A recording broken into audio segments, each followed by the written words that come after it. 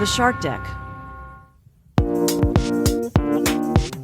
Hey, I'm Johnny Mac with 5 good news stories. Good news if you're a Clydesdale horse, or better news if you're going to be a Clydesdale horse. Anheuser-Busch announced that they've ended the practice of amputating the tails of Budweiser Clydesdales. The beer company was getting a lot of criticism for the practice. It's banned in several countries and was denounced as inhumane by animal welfare organizations.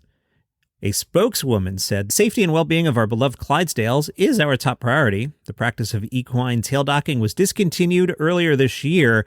The practice is commonly performed on draft horses." This is me just telling you about it. This is not actually in the statement. "To prevent the tail of the horse from interfering with harness and carriage equipment," according to the American Veterinary Medical Association. They say the amputation removes a portion of the bony part of a horse's tail. Anheuser-Busch did not say why the company had done it in the past. Budweiser began using the horses in its marketing back in 1933. 2 6-horse Clydesdale hitches hauling beer wagons appeared in a New York City ceremony that year to mark the end of Prohibition. Tom Willis threw out the first pitch at a Yankees game. He's the president and founder of the Pitch for Awareness National Tour. Willis said, "When I was a kid, I never dreamed of pitching. I'd throw a ball around, maybe, but it wasn't until this whole thing started. Here's the part I didn't tell you. Tom Willis was born without arms." Back in 2008, a news station in San Diego wrote a story on Willis. At that time, Willis, who's a motivational speaker, started his speeches by throwing balls and frisbees into the crowd to demonstrate to children that although it may be different, he could still do everything that other kids could do. About a week after the story ran, the Padres, impressed by Willis's ability to throw without arms, reached out and asked him to throw out the first pitch.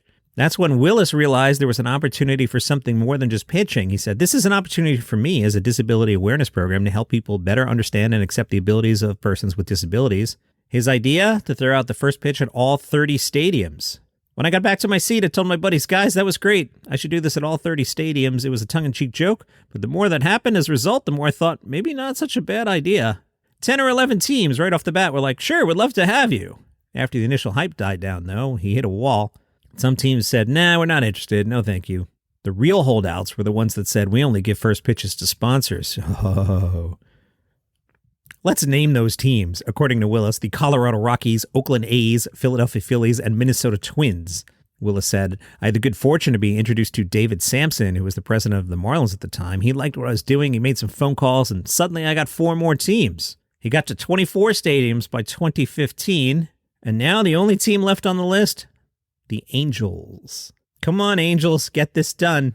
Good news for Chunk the Groundhog. You see, Jeff came home and was kind of annoyed. His organic garden had been damaged, so he wanted to know who did this. He set up a motion-sensitive surveillance camera, and what he saw was a groundhog munching on a cucumber. Jeff decided, you know what, live and let live, and from that moment on, he began sharing his homegrown fruit and vegetables with the intruder, who he named Chunk. Chunk now has a family, and they too are eating from the garden. Jeff took to social media and said, "It hit me, these videos are actually making an impact on people that sends a positive vibe. I'd get comments about people having a really bad day, people are sick, they're in the hospital, people lost a loved one, and then they watch videos of Chunk." Good news if you like fish bladders. They are an ingredient in the beer you might be drinking, yes.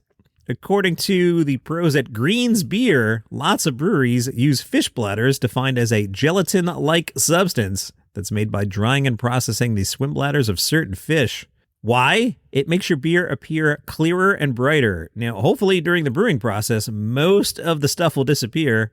However, most vegetarians and vegans are like, no. New breweries commonly avoid using this in their products. I have more bad news for you. Some vanillas are using beaver anal glands. Do you like Shrek? Do you wear Crocs? Well, let's combine those. Crocs is releasing highly anticipated limited edition Shrek clogs. The clogs come in a green ogre hue and feature fluffy brown adjustable straps. The Crocs also have special accessories in the form of green ears and a nose to complete the look. One fan took to social media and said, "OMG, slay!" That's your 5 good news stories for today.